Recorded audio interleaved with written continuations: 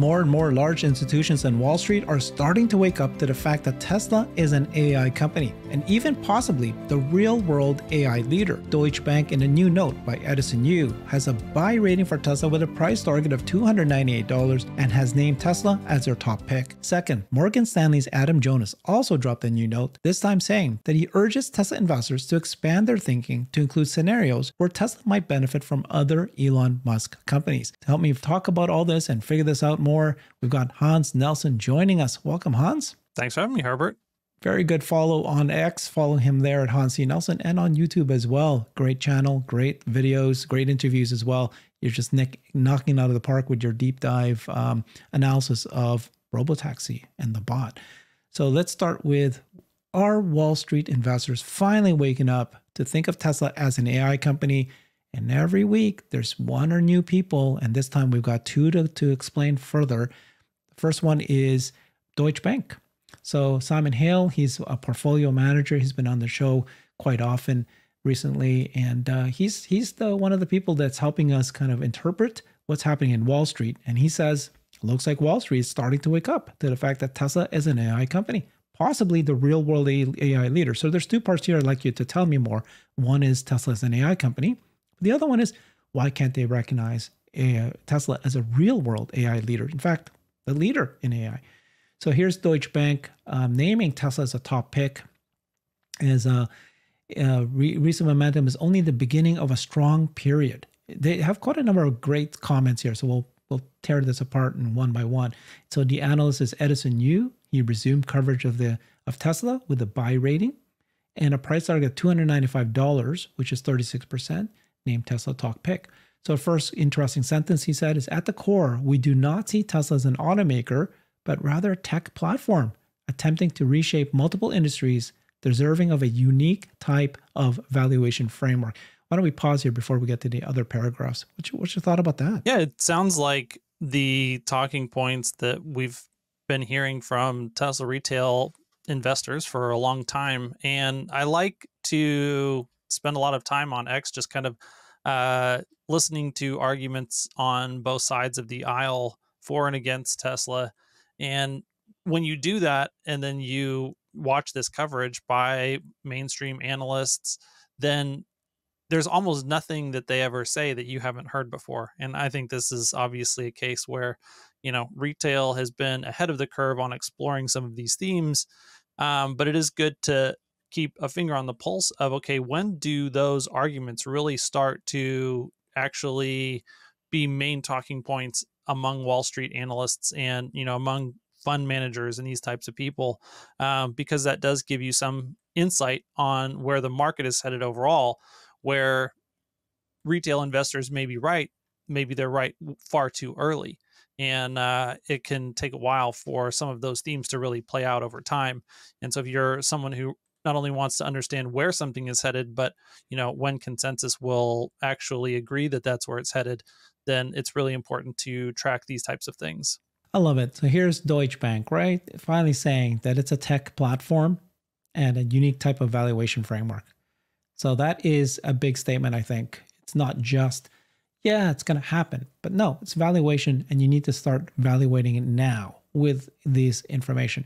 Near term, automotive deliveries and margin have indeed been softer, but we view this as a temporary ahead of new models and refreshes. So statement one, they recognize that new models and refreshes are coming. We're in between the two growth curves, but the second growth curve is coming right now. Long term, Tesla is an emerging leader in autonomous driving and humanoid robots, which represent some of the most clear and lucrative applications of end-to-end AI. So the question I think we need to, we're hearing more and more of these Wall Street institutions saying this, but the question is how long term? So, there's another guy that we've been following, and he says, yes, Tesla Robotaxi is coming, but then he goes, it's going to be in 2040. So then, okay, It's like, okay, yes, you're right, but wrong. You're so wrong. I mean, I guess that's the debate, right? So what do you think about what you're hearing from these Wall Street guys? Well, I think this is, kind of a second order consequence of a larger conversation that's been happening now for a few months, where a lot of people, big names in Silicon Valley and just institutional analysts and investors alike are recognizing that pretty much all of the money that is going into AI right now is ending up in NVIDIA's pockets. And NVIDIA's winning, but where are the return on investments going to come from for a lot of these companies? And the more that people look into it, the more and more it's difficult to tell exactly where those returns are going to come from. And one of the major reasons for that is because everyone is trying to compete like mad to make products. And then when you come up with a great product that you could monetize, if no one was competing with you, well, that's one profile of returns. But then if you have 10 competitors and some of them are willing to give it away for almost free, well, all of a sudden, even though there's an extremely valuable product that can be made there, that doesn't necessarily mean that you're going to be able to earn money back off of it. And that is increasingly looking like what a lot of the consensus LLM AI craze is going to end up like. It's going to be hard for Microsoft or with OpenAI and ChatGPT to monetize on that directly. They're going to have to really support large amounts of investments over long periods of time and then compete on network effects. And they're just going to have to use these big war chests while they go to war with other companies like Google and like Facebook. So, that makes it very difficult. And in the midst of all of that, saying, okay, hey, we've got AI in the form of these LLMs, and there's going to be a ton of cool stuff it's able to do, but I don't know where the money is going to come from on the back end to pay for my upfront investments. But Tesla's over here and they're doing artificial intelligence research and they're trying to apply it to the real world, and nobody is competing with them. And not only is no one competing with them, no one has the ability to collect the data that would compete with them, even if they were trying, or the production capacity to make the things that could collect the data if they wanted to try. Oh, wait a second. Tesla's a very unique company when it comes to a business model that is actually functional over the long period of time and has the potential, we haven't seen it yet, but has the potential to return trillions of dollars worth of value based on billions of dollars worth of investment. And so I think that the more people are looking at the wider AI landscape and coming to, having a come to Jesus moment essentially on, wow, this is just going to be a bloodbath of super competitive products and services here, and Tesla's over there and they're just doing something that's completely different. It's Peter Thiel's classic 0 to 1. Like, they're just competing in a space that no one else is really trying to compete in, and that allows them to have just a completely different thing. And then if you're trying to figure out, okay, how do I make an asymmetric bet, like if you're saying I need to invest $10 billion this year in AI stuff, because obviously the future is AI stuff and we've got to be involved in playing that game, well, you should at least allocate some of that money towards Tesla, because everything else that you're looking at, has a pretty scary risk return profile on it compared to Tesla. I love it. It's happening. Now, the other thing beyond just, is Tesla an AI company? How do you value the future? It's a tech company. It's that Tesla is an ecosystem, and Elon Musk is an ecosystem with Muskonomy. And this is where Adam Jonas of Morgan Stanley dropped a brand new note. We're going to walk you through each one of these points. But I love it because Morgan Stanley he's respected by the other analysts. And when he's often ahead, he'll say something and then the others will eventually start to parrot what he's saying. So that's where I think this value is. Morgan Stanley's Adam Jonas, we note that the value of Elon Musk non-Tesla stakes may be reaching parity, exceeding the value of his Tesla shares. The value of all the other companies that Elon is working on is now to the point where it's almost parity and will eventually exceed the value of his Tesla shares. We urge Tesla investors to expand their analysis of the company's operational strategic outlook to include scenarios that may potentially involve Musk's other interests outside the company. So this Muskonomy, this is a standard image that we've seen many times before that Tesla has worked with, and it can benefit from X and XAI, Neuralink, Optimus, FSD in batteries and the Boring Company and SpaceX, they all help each other. That technology is happening right for us. Well, we'll talk about XAI and Tesla because just yesterday, 2 days ago, there was this article by Wall Street Journal talking about how they incorrectly are saying that there's rumors that XAI is going to share revenue. Tesla's going to share revenue for XAI's technology. Before we get there, what's your thoughts about the Muskonomy and this idea that as the other companies are just growing like crazy, how that benefits from Tesla investors? Yeah, I think there's a couple of things in there that are interesting on the chart.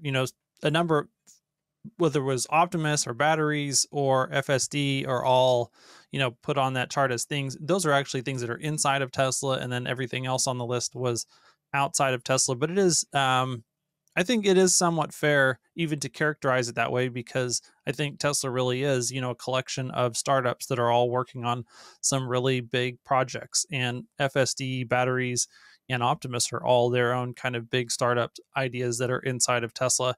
But obviously those are something that is owned by Tesla investors. And then SpaceX obviously is the next biggest thing that Elon is doing, and it is a big thing, and it is rivaling now the value of his Tesla ownership, because he owns more of his SpaceX thing, and that company is also getting to be very large now. And I always see synergies between these things, because there's the old saying that we have in the Tesla community that a lot of this stuff just really has to, can be unified around the theme of how do we colonize Mars, and pretty much everything that he does in one way, shape, or form can be useful in that effort. And so I think that whether it's SpaceX, whether it's the Boring Company, whether it's Neuralink or Optimus robots, that a lot of these things actually do have application for the effort to colonize Mars. But because of that kind of shared overarching value, then they have interesting ways that they connect to one another as well. And whether it's trying to explore intelligence or have a better understanding of human neurology through their research with Neuralink, like a lot of these things really do end up having weird ways that they benefit one another, and that in those overlapping places you can actually get really interesting learnings that are super valuable in and of themselves, because they are combining research in two different areas that ends up being very, very beneficial, co-beneficial to one another. And if you didn't do this thing over here and this thing over here, you might not see these patterns emerge in both of those places, that then when you put them together, all of a sudden it's like, oh, that just helps you understand the solution to a higher problem. And then, yeah, I think it's pretty obvious where you do have a number of direct benefits of something like XAI to the Optimus bot or to Tesla, whether that's through a voice assistant that's what Siri should be for your car. A lot of those things make a lot of sense, and you don't even have to work very hard. But I think there's going to be a number of other things beyond those direct, no common sense or completely common sense applications, where things will just pop up. And we've seen Tesla land itself a number of times over the years, just magically kind of in the right place to take advantage of a big technology shift like Optimus. That opportunity presents itself because Elon has been, for a number of years, kind of exploring the frontier of technological development in a number of areas. Like, I don't know that we would have gotten FSD or the Optimus robot if he hadn't started OpenAI back in 2014 and had his brain really cranking on some of the challenges that OpenAI was going to face down the road, and understanding the application of this new neural net technology that had kind of developed in 2012 with the breakthroughs in ImageNet. And so, yeah, I think that all of those things, we're just going to continue to see more and more instances of those emergent opportunities that we can take advantage of better than other people, because Elon continues to really push the boundaries in so many different areas. Yeah, there's so many connections. Just one example is the batteries. Very straightforward. Electric vehicles need batteries. Robots need batteries. Energy, Tesla Energy, of course, is the batteries and large scale batteries, right? And it goes on and on and on. So Tesla and XAI, right? Let's talk about that. Common ground. This is from Morgan Stanley's note. They said that Wall Street Journal reported on a story of Tesla and Musk's XAI, have discussed potential licensing revenue opportunities. And then, of course, Elon said, no, that was not accurate. This is actually the actual article written. And they were talking about that there's an arrangement where Tesla would get access to XAI's technology in exchange for XAI would get some share of the revenue. So that was weird. Elon said, how many fake articles have you seen about Tesla at this point? 100, 1,000, maybe several thousand? Wall Street Journal's talking nonsense. He also said he hasn't read their article, but the above is not, this is before he said that, but the above is not accurate. Tesla's learned a lot from discussions with engineers at XAI that have helped accelerate achieving unsupervised FSD, but there's no need to license anything from XAI. And he talks about the difference between XAI, LLM versus real world video data from Tesla. So that's what his reply is. And then here's some thoughts from Morgan Stanley.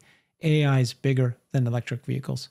So a recent investor survey suggested that the AI theme is more deterministic to Tesla's share price than electric vehicles by roughly 2 to 1.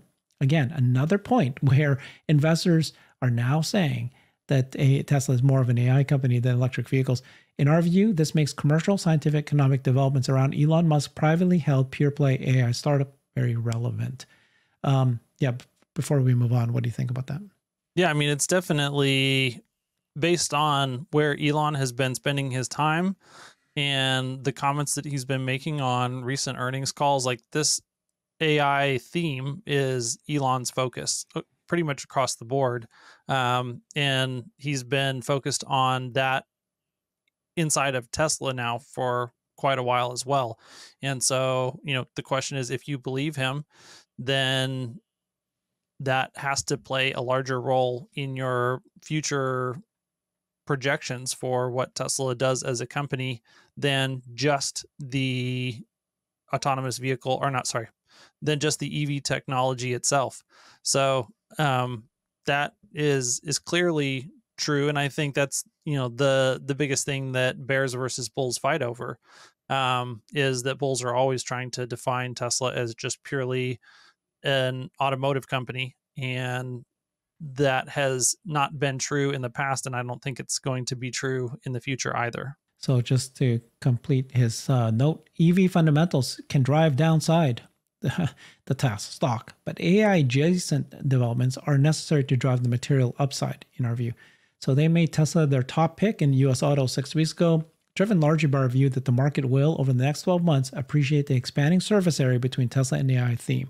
So they think in the next 12 months, the stock will rise because they'll be seen as an AI company, particularly in autonomy and robotics. Car and human-shaped robots have clear overlap with LLMs. The advancement of LLMs and Gen AI have made a great leap into the field of robotics, accelerating how physical machines learn through natural language imitation simulation. As more auto companies embed smart AI assistants into the vehicle, investors can ask, what technology will Tesla ultimately choose? So of course, you've got both cars and robots will need Grok's AI so you can interact with the car, but also the robot. So this is all going to come much more clear as you start seeing demos of that this year. We note that the value of Elon Musk's non-Tesla stakes may be reaching parity, the value of his Tesla shares. Yeah, and this is the point that we mentioned a little bit earlier. And then finally, he says, autonomous industrial complex. While there's significant attention ahead of Tesla's 1010 event, we see the intersection of robotics and autonomy having far broader potential relevance across a wide spectrum of machines and devices and embodied AI. This is very important. This is saying that Tesla is not just a robo-taxi, and it's not just a humanoid bot company. There's going to be many different kinds of machine and devices embodied AI. This is great to hear from them, which is them recognizing, broader thinking. This is, you have intelligence through XAI, you have intelligence through Tesla's AI efforts, Then you've got a hardware company that can create a car, a human bot. They can create anything. More and more, we're hearing Elon Musk talking about R2D2s and C3POs, that it's not just going to be one embodiment. It's going to be many, many, many, many more. Yeah, I love those talking points. I think one additional piece that I would add is, while there are advantages and some overlap between LLMs and a lot of what Tesla's doing, we also discussed in a previous show some of the comments that Elon made at the All In Summit, and he talked about how different the challenges for FSD than the challenges for an LLM, where you're having to take in tons and tons of data through these cameras. It's way more data. Like, there's many, many books worth of data that are presented to the cameras in real time. And Tesla has to compress all of that down very, very rapidly and then do inference on that thing with a computer that is a tiny fraction of the computers that do inference for LLMs. And so while, there are some learnings that can kind of port over from LLMs to these real world applications really do stand on their own as a separate use case that is much more challenging in many ways than LLMs are. And if Tesla's Dojo project plus all of their inference projects that they've done to this point end up being a key part of the solution to FSD and then ultimately to the Optimus robot, the fundamental architectures and components that go into solving those problems are something that no other company really has at their disposal. Like, NVIDIA's ability to crunch through video data, I think, it's very likely that in the next 5 to 10 years that Tesla has a very distinct advantage in doing any sort of training that is video based over NVIDIA. And if that does in fact come to be true over that time, the implications of that for Tesla's ability to monetize all of those embodied AI applications, it just has a distinct advantage there compared to anyone else. And then you add into that Tesla speed and their vertical integration and all those types of things, and things start to get very, very interesting very, very quickly. Yeah. A show I want to do with you next week, maybe, or some future time, is for you to better explain the lead or the technology Tesla has for inference.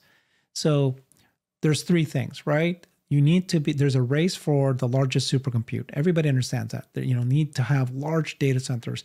Tesla just announced that they have the largest supercomputer in the world through Colossus and XAI. They have one of the largest supercomputers in the world through Cortex in Tesla's Gigafactory in Texas.